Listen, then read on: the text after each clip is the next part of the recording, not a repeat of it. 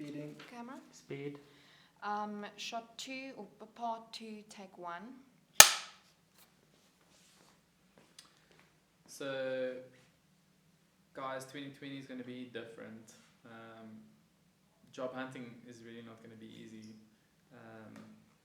Hey Mike, what have you seen and how have you experienced 2020 in terms of how clients have been reacting and what some of our students might expect from the job market?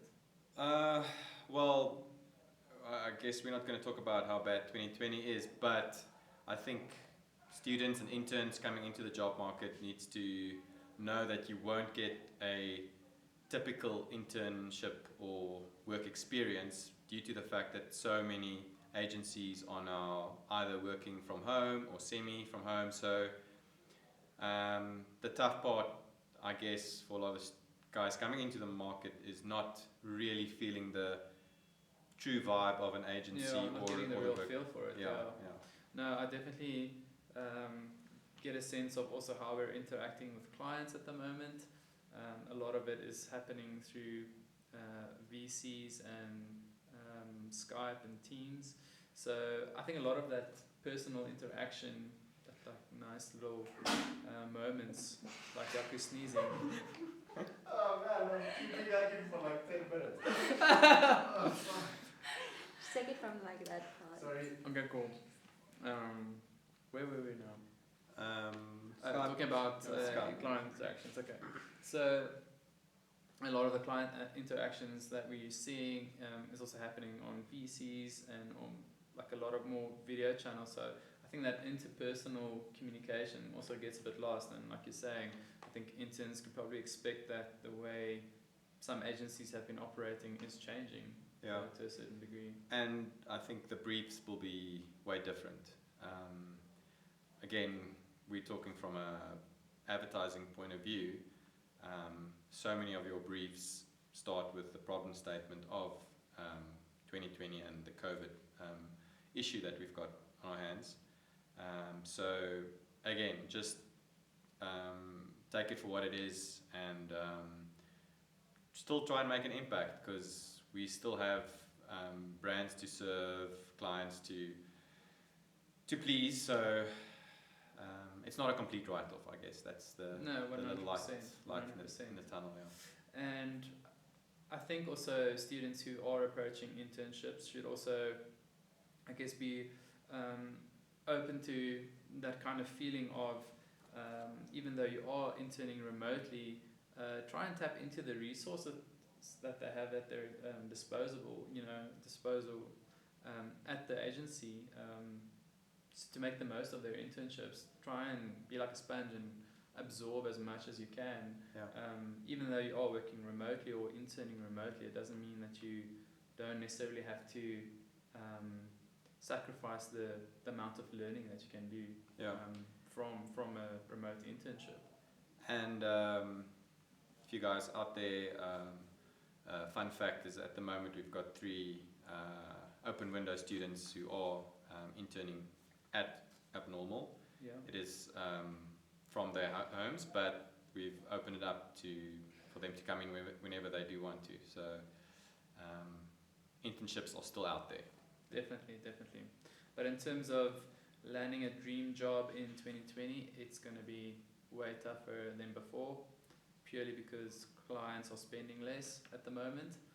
And but keep faith, things will turn around, and I think things will go back to a normal-ish state pretty soon. Ish. I hope. Yeah. I think we all hope so. Anyway, Cool. that's section 2. Keep going. Yep. Okay. So I guess the first question most of you have, you're unsure what you want to do, where you want to apply, but I guess the biggest advice is just start somewhere. Don't wait too long, because as we've just said, 2020 is tougher than ever, so don't sit back. Just start, and a good tip is just to apply for your dream job first. If you know where you want to go, or which production house or agency or artist you want to work for, apply there first and then go down your list to apply everywhere else. I would also say don't apply to places you don't like just because you're looking for a job. So you can be picky. I think that's my Definitely, first step. Yeah. definitely. I think one of the mistakes personally I made when job hunting was to almost, and after my internships, was to settle for the first job offer. At that point, I don't think I was necessarily sure of whether I was going to go into the design industry, or I had very little knowledge of the advertising industry, so I kind of just settled for the first job that came my way. And I think if I had spent more time researching agencies who I admire and really looked at the ones that I looked up to, that could have potentially led to me joining an advertising agency way sooner. And I think that's just a way better way to approach your career, is to almost get the best start possible in the line of work that you want to do. If you're unsure, that's also not a problem. I think then you just have to start somewhere and try and figure out where do you want to go. You know, if you're into advertising or art direction, or if you're into design, and also specifically within design, you can be focused within the brand identity space, or you could be into publication design. There's also a myriad of options within that industry. So I think it's very crucial that you kind of do your research up front and decide which agencies are worthwhile to join. Yeah, so definitely, if you're looking for steps, step one would be get going and do a bit of your own research. There's so many places to start, from Google through to people you're following on Instagram, corporate spaces or advertising agencies. They've all got websites. There's a way of getting in contact, because making contact after you've done some research, that's basically the first step. Definitely. And I think we'll go through the steps now, but I think when you do make contact, keep it short, but be smart and be creative. You don't have to have all your ducks in a row, but I think an email is, I think, the safest way to get into contact with someone. We don't really like phone calls. I don't know if you've had phone calls or SMSs. Not really. We don't like you sliding into our DMs. You won't get in there. But a short email will do. 100%. And I think also make it clear why you want to join that agency, because I get a lot of emails and it feels like almost like a blanket approach, where a student has taken the time to express their interest in the agency, but it almost feels like they just copy and paste whatever the template is and they just replace agency names. Where I can see a difference is where students have actually referenced certain projects, or have actually expressed a desire to learn more about a certain principle or a certain skill within that the agency is obviously offering. I think that's a sure way to get someone's attention, to show intent, and also a reason for joining the agency potentially, or what you're looking from your internship experience. So don't apply to an advertising agency if you're looking to gain branding experience. Don't do it vice versa.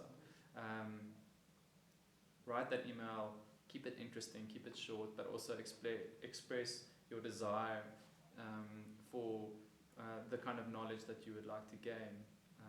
That's a sure way to get some eyeballs on your email. Yeah, because I guess some of you might ask, do you write a cover letter?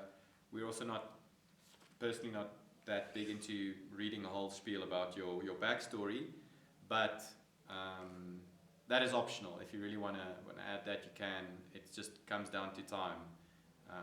If we have a busy week to read through 3 or 4 applications, the one that's the easiest and quickest, and we'll get to portfolios now, because that's actually where The magic happens. Yeah, the magic Yeah. happens is once we go through your portfolios, like I say, just write that simple email and get into that connections inbox.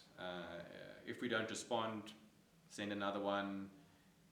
After the third mail, I think you've got the message that this person is just too busy or not interested.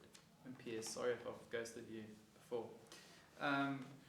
Just one thing from our side that's happened to me before as well is I have received applications where the student has taken the time to express an interest to intern with an agency, but they've also included 10 other agencies in the mailing list, so you know exactly where this intern is applying, and that I think is almost a massive turn off. It's like going on a date but expressing your desire to date someone else. It's surefire way not to get the date. So take the time to personalize those emails, keep them interesting. Spell check how helps. Spell checker, ooh, damn girl. Cool. Let's move to the portfolio, because I guess again today is a bit more through the lens of an advertising agency, but the portfolio is usually the thing that determines whether you get in or not. 100%. I guess if you apply without a portfolio, barely a chance of getting in, because I guess it comes down to, we want to know what can you do, where's your talent, craft. We want to see your thinking, how do you solve problems. So I guess we'll pause a bit at portfolio, and I think you look at that a lot because Wynand's more on the design and art direction side. Where should the guy start? Yeah, so I think the first thing